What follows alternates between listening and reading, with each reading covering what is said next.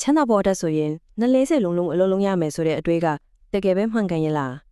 MJD မှာကိုလည်း The Millionaire Fastlane စာအုပ်ထဲကအဓိကကျတဲ့အချက်ကိုအခြေခံပြီးပြောပြချင်ပါတယ်အသက်ကြီးမှချမ်းသာတာမျိုးမဟုတ်ပဲငငယ်ရွယ်ရွယ်နဲ့ချမ်းသာဖို့ဖြစ်လန်းဆိုတာတကယ်ကောရှိနေသလားကြည့်ကြရအောင်ပါဒီနေ့ခေတ်မှာလူများစုလက်ခံထားတဲ့လမ်းစဉ်တစ်ခုရှိပါတယ်အဲ့ဒါကတော့ငယ်တုန်းမှပေမန်းခန့်အလုပ်စ조사အသက်ကြီးမှချမ်းသာမယ်ဆိုတဲ့ဖေးဝါလန်းလို့ခေါ်တဲ့အတွေးခေါ်ဟောင်းကြီးပါပဲဒီနေ့မှာတော့အဲ့ဒီအတွေးခေါ်ကိုစင်ခေါ်ကြည့်ကြပါမယ်ကိုယ့်ရဲ့အချိန်နဲ့ဘဝကိုအလောင်းအစားမလုပ်ပဲချမ်းသာကြွယ်ဝမှုကိုဖန်တီးနိုင်မဲ့လမ်းကြောင်းတစ်ခုကိုအကျူတူလေ့လာကြည့်ကြရအောင်ကောင်းပြီအမြန်လန်းဆိုတာကိုနားလည်ဖို့ဆိုရင်လေအရင်ဆုံးလူများစုရောက်နေတတ်တဲ့တောင်းမော့ပိတ်မိနေတတ်တဲ့လမ်းနှစ်ခုကိုသိဖို့လိုပါတယ်အဲ့ဒါကိုသိမှသာကိုကအခုဗလန်းပေါ်မှာရောက်နေလဲပြီးတော့ဗလန်းကိုရွေးချယ်သင့်လဲဆိုတာကိုရှင်းရှင်းလင်းလင်းမြင်လာမှာပါပထမဆုံးလမ်းကတော့ platform လမ်းလို့ခေါ်ပါတယ်ဟုတ်ပါတယ်ဒါကဘာအစီအစဉ်မှမရှိတဲ့အစီအစဉ်ပါပဲပြစ်စပတ်မှာပျော်ဖို့တုံးဖို့ဖြုံးဖို့ပဲစဉ်းစားပြီးတော့ကိုယ့်ရဲ့အနာဂတ်လုံခြုံမှုကိုလောင်ကျထက်လိုက်ကစားသုံးသူနဲ့ကြားရောက်နေတဲ့ထောင်းချောက်တစ်ခုပါပဲဒီလမ်းဘောကလူနေမှုပုံစံကအញ្ញမ်းရှင်းပါတယ်နောက်ဆုံးပေါ် iPhone ထွက်လာရင်အကျွေးနဲ့ဖြစ်ဝယ်လိုက်တယ်တန်ဖိုးကြီးအဝတ်အစားတွေဝတ်တယ်ပြဿနာကဝင်ငွေထက်သုံးငွေကအမြဲတမ်းပုံမြောင်းနေပြီစွန့်ဝယ်ဆိုတာလုံးဝကိုမရှိသလောက်ပါပဲ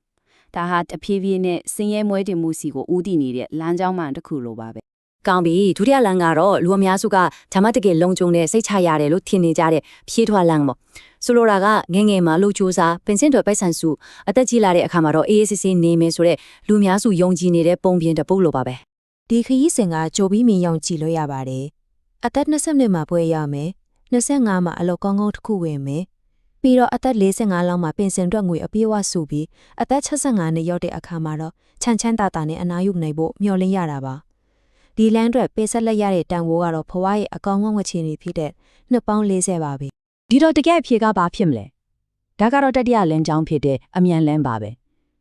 ဒါဟာအလုပ်တစ်ခုအကြောင်းကိုပြောနေတာလုံးဝမပေါ့ချမ်းသာမှုကိုအလိုလျောက်ထုတ်လုပ်ပေးနိုင်တဲ့ system တစ်ခုတိစောက်ခြင်းအကြောင်းကိုပြောနေတာပါဒီခြားနာချက်ကိုလက်ဖက်ရည်ဆိုင်ဥပမာလေးနဲ့ရှင်းရှင်းလင်းလင်းကြည့်ကြည့်ရအောင်ဖြေးထွားလန်းဆိုတာကလက်ဖက်ရည်ဆိုင်ငယ်လေးဒီဇိုင်းဖွင့်ထားတယ်လို့ပါပဲဆိုင်ရှင်ကိုယ်တိုင်အလုံးမလုံးရင်ဝင်ငွေမရှိဘူးဝင်ငွေကအချိန်နဲ့တိုက်ရိုက်ချိတ်ဆက်နေတယ်ဒါပေမဲ့အမြန်လန်းကတော့နာမည်ကြီးလက်ဖက်ရည်ဆိုင် franchise ကြီးတစ်ခုတည်ထောင်တာနဲ့တူပါတယ်ပိုင်ရှင်ကအိတ်နေနော်သူ့ရဲ့လုပ်ငန်းစနစ်ကသူ့အတွက်အလုပ်လုပ်ပြီးနေတာပါတစ်ခုကအချိန်ကိုရောင်းစားနေတာဖြစ်ပြီးနောက်တစ်ခုကတော့အချိန်နဲ့လွတ်ကင်းတဲ့ဝင်ငွေစီချောင်းကိုတိစောက်နေတာပါကောင်းပြီဒီမြန်လန်းကိုဘယ်လိုကူးပြောင်းကြမလဲအရေးကြီးဆုံးအချက်ကအလုပ်ကိုအရင်ပြောင်းဖို့မဟုတ်ပါဘူးကိုယ့်ရဲ့အတွေးခေါ်ကိုအရင်ပြောင်းလဲပစ်ဖို့ပါပဲ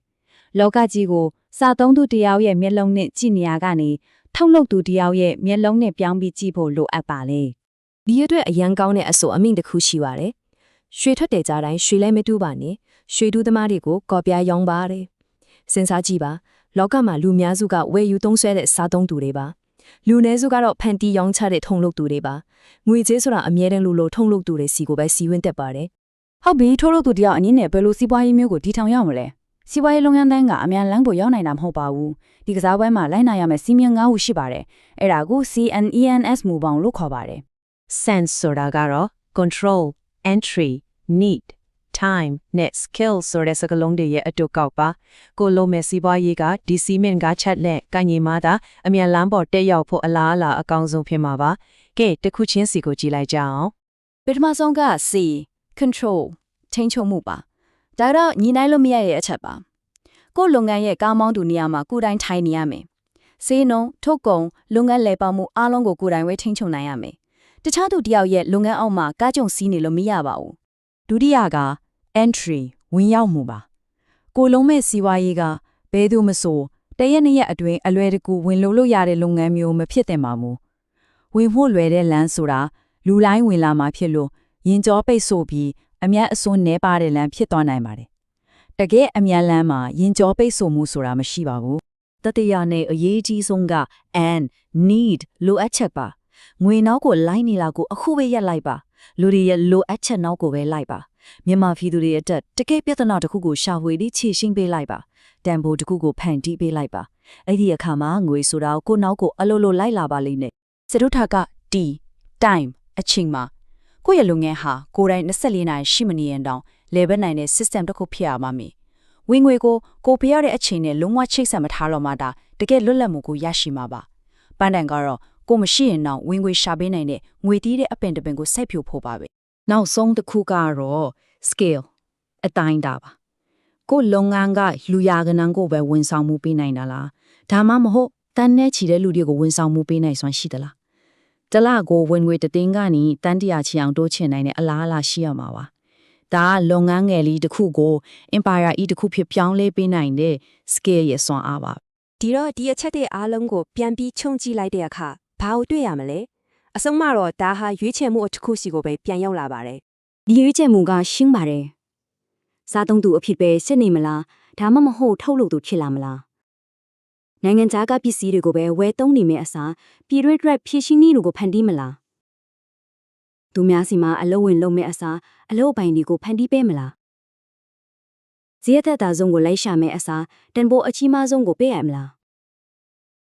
ခရီးစီကြောင်းနောက်ကိုလိုက်မယ့်အစားခရီးစီကြောင်းကိုကိုယ်လိုက်ဦးဆောင်ဖန်တီးမလား အဆုံးသတ်အနေနဲ့တိုက်တွန်းချင်တာကတော့နိုင်ငံခြားမှာတန်စစ်တီကိုဝယ်ယူသွန်းဆွဲနေတဲ့စားသုံးသူတယောက်အဖြစ်ကနေရက်တန့်လိုက်ပြီးကိုယ်ပိုင်အောင်မြင်မှုကိုဖန်တီးတဲ့ထုတ်လုပ်သူတယောက်ဖြစ်လာဖို့ပါပဲဒီခရီးကလွယ်ကူမှာတော့မဟုတ်ပါဘူးဒါပေမဲ့ဖြစ်နိုင်ပါတယ်အစပြုဖို့အတွက်ခြေတလန့်ဆက်ဆန်းဟိုထက်ကိုရှောက်နေကြလမ်းဟောင်းကိုစွန့်ခွာပြီးလက်မြမြေပုံအသစ်တစ်ခုကိုရွေးချယ်ဖို့ဆုံးဖြတ်ချက်ချလိုက်တာကပိုပြီးတော့အရေးကြီးပါတယ်